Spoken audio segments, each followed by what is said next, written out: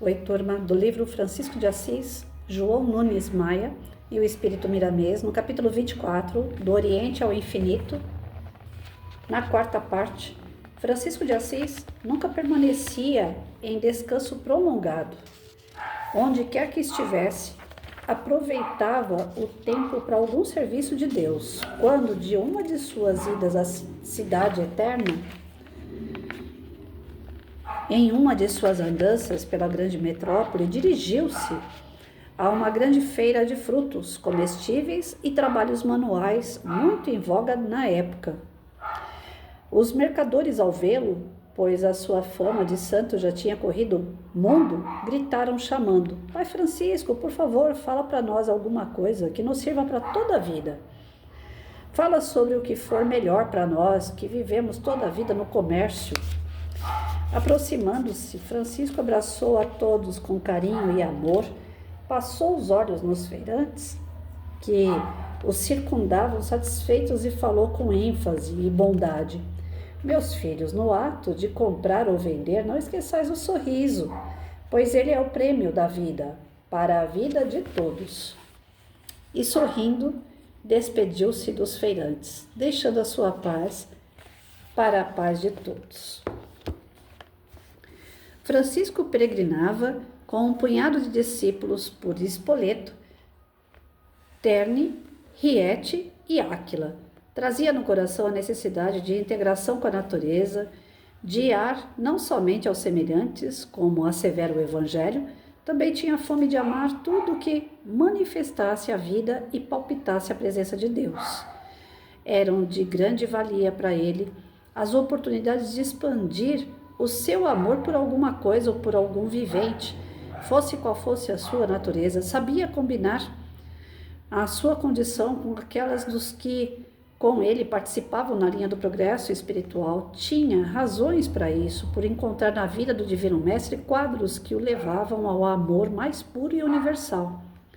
Tinha na afeição de Maria, mãe de Jesus, a segurança do seu coração e a disciplina dos seus mais arrojados sentimentos. Orava sempre à Mãe Divina, pedindo a ela as bênçãos para os seus caminhos, tendo-a como sua própria mãe, reconhecendo sua mãe carnal como irmã em caminho. Nunca se esquecia de Jardim Folly nas suas orações, e sempre que voltava a Assis, procurava o seu antigo lar para manifestar seu carinho à família. Mesmo sabendo que seu pai o havia deserdado dos sentimentos de paternidade, amava-o com todo o coração.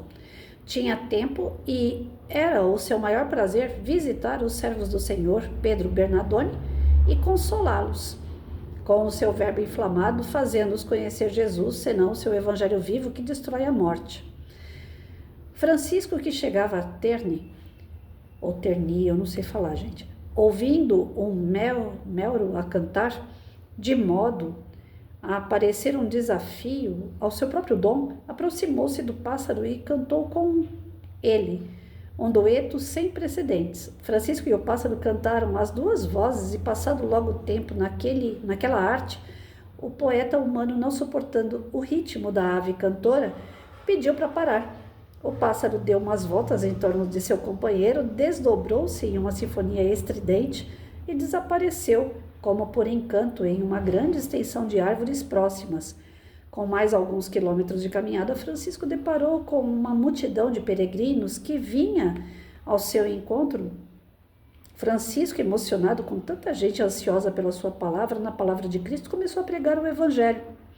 Em dado momento, o melro regressou, dirigindo um bando da mesma espécie, milhares de pássaros, todos cantando e voando em torno da multidão, ficando a voz de Francisco abafada pela cantoria. Francisco calou-se, os pássaros redobraram-se em cantos, todos de uma só vez. A certa altura, os sons tornaram-se estridentes demais para serem suportados, e a multidão já se inquietava. Francisco, em um gesto de amor à natureza divina, na expressão divina daquelas vidas em evolução, levantou os braços para o alto e, em tom de humildade, falou aos melros com delicadeza: Meus irmãos, estou sentindo muita alegria em conhecê-los a todos, e para mim é uma grande satisfação tê-los juntos a nós. nessa festa ante a natureza, como fazendo a vontade de, como é bom ouvi-los, compreendendo que estão ajudando na harmonia da natureza e fazendo a vontade de Deus na alegria do Cristo. Que a nossa Mãe Santíssima os abençoe a todos, agora e eternamente. Eu lhes peço com toda humildade de meu coração, no grau que eu possa ofertar-lhes com toda paciência naquilo que posso lhes dar, com todo amor pelos poderes do Mestre Jesus, que se calem um pouco, para que eu possa falar do Evangelho a esse povo que está sedento da palavra de Deus. E se for do agrado de todos, que assim seja, ficarei muito contente com todos vocês, e a minha gratidão será maior do que todas as alegrias que tive no mundo até agora. Vocês, como nós, são filhos de Deus, e o amor do Pai Celestial lhes deu tudo para a felicidade, a natureza para viver, os campos, os frutos, as sementes, as asas para voar e o dom de cantar para Ele, que sempre ouve seus filhos do coração. Eu, como o menor de todos, peço-lhes que se calem, para que eu fale aos irmãos que me desejam ouvir. Os pássaros silenciaram-se. Pelo chão e pelas árvores, Francisco recomeçou o sermão tendo como templo a Mãe Natureza. Discorreu sobre a vida do Cristo no anúncio dos velhos profetas, sobre a missão de Moisés e os trabalhos dos discípulos de Nosso Senhor. Recordou a renúncia dos companheiros do Divino Amigo e o sacrifício de muitos deles, a morte de inúmeros seguidores do Evangelho no Coliseu de Roma e em praças públicas, e do sangue que foi derramado como cântico de louvor à vida que não tem fronteiras e continua em todos os rumos. Quando terminou a sua predica, as aves alçaram voo como que festejando a multidão que sempre crescia ao passar dos minutos, e cantaram como nunca. Francisco observou em torno dos pássaros luzes que se intercruzavam naquele ambiente livre da vida, simples e formosa. Entidades espirituais com mãos entrelaçadas cantavam hosanas ao Criador, umas apresentando a forma de pássaros dourados, que, ao farfalhar das asas, desprendiam claridades benfeitoras em forma de essências em direção aos homens que ouviam Francisco, que, abençoando a todos em êxtase de emoção, disse com dignidade: meu Deus, como é belo ver o que se esconde por trás da ignorância. Como é lindo sentir o que se encontra depois do ódio. Como é esperançoso respirar onde se encontram os anjos cantando em louvor ao Todo-Poderoso. Deus, ajuda-nos, a nós outros a ajudar mais. Consente que despertemos para a luz da verdade, para que essa nos liberte de tantos preconceitos que nos prendem como escravos das leis humanas. Cristo permite que sejamos educados para educar, que sejamos livres para libertar, que sejamos humildes para compreender, que sejamos alegres para alegrar, que sejamos bons para incentivar a bondade, que sejamos luzes para clarear a todos. Consente, Senhor, que a paz nos ajude no trabalho, que o trabalho nos ajude no equilíbrio, que o equilíbrio nos ajude na saúde, que a saúde nos ajude a compreender o amor de teu coração. Jesus, abençoa todas essas criaturas que vieram em busca do pão que desceu do céu, o pão espiritual, e que a tua mãe seja a mãe de todos nós, hoje, agora e na eternidade. Abençoa os pássaros nas suas trajetórias, abençoa os animais, as árvores que nos ouvem, igualmente no silêncio que nos faz compreender o segredo da vida mais profunda e, por vezes, foge ao nosso raciocínio e escapa à maior das ciências da terra. Abençoa as pedras que se nos fazem testemunhas e a própria terra em que firmamos os pés, o ar que respiramos, a água que nos garante a própria vida do corpo. Eu, na qualidade de teu menor servo do mundo, curvo-me, como faço agora, sobre a terra quente e benfeitora e beijando-a, beijo-te o coração na eternidade. Então vamos lá. A respeito dos comerciantes, não se dá para esperar outra coisa de Francisco que não seja a humildade e a alegria, né? Por onde ele passa, ele transborda sua alegria, levando felicidade para todos. Na questão dos pássaros, bate um pouquinho aqui a questão do Santo Tomé. Como eu nunca vi isso de perto, ou se vi outra encarnação e não lembro, Eu acho um pouco estranho ver milhares de pássaros, né? E aí eu sou São Tomé. Isso não quer dizer que não tenha acontecido, porque cada qual acredita naquilo que vê, naquilo que teu coração vibra. O meu não consegue acreditar milhares de pássaros, mas eu consigo acreditar que quando você conversa com um pássaro, ele te ouve, ele te entende pela vibração energética, assim como o cachorro, o gato ou qualquer outro tipo de animal. Que a gente fala assim, o animal ele age por instinto, ele não tem raciocínio, por isso que a gente é hominal, porque a gente usa o cérebro, eles não usam. Ora, gente, os animais, a gente tem aprendido muito mais com eles do que eles com a gente, concorda comigo ou não? Muitas atitudes de animais, a gente olha, uma mãe, uma cachorra que está grávida, ela defende a gravidez dela até a última gota. E para ela poder parir, ela vai para debaixo de um lugar escondido, não quer ninguém por perto, porque é uma forma dela, ela sabe que está frágil naquele momento e é uma forma que ela tem de proteger os filhotes, então ela não fica por perto de ninguém. Eu já tive cachorra para ter cria dentro de casa, ela vai para debaixo da mesa, ela se esconde. Então, assim, nós não, o ser humano, quando vai ter um filho, todo mundo sabe que vai ter um filho, porque começa a gritar que nem um doido, chama ambulância, chama pessoas, é um salve quem puder. Nós tem coisa que nós fazemos, nós matamos pessoas, nós judiamos pessoas, nós cometemos atos violentos por futilidade, à toa. O bicho não, se ele atacar é para se proteger ou para se alimentar, de fato. Não é para ficar matando um aqui, outro dali, não. Então, assim, eu acredito que chamar os pássaros para conversar, para cantar junto, um ou outro, eu acredito que isso aconteça por uma questão vibracional, energética, eles se aproximam. Eu vi um vídeo ontem, a pessoa mora em apartamento e ela fez uma bandeja. Nessa bandeja ela mantém tudo limpinho, pratinhos, tudo limpinho, todos os pratinhos que vai nessa bandeja. Aí ela pegou uma banana, ela passou a faca, deixou com a casca, passou só a faca assim por cima da banana. Aí dentro dos pratinhos ela colocou água, colocou sementes, né? Colocou folhinhas.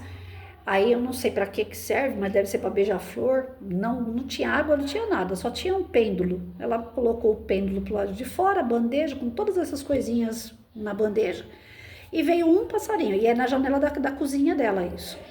Aí ela começou a conversar com o passarinho ali, enquanto o passarinho estava comendo.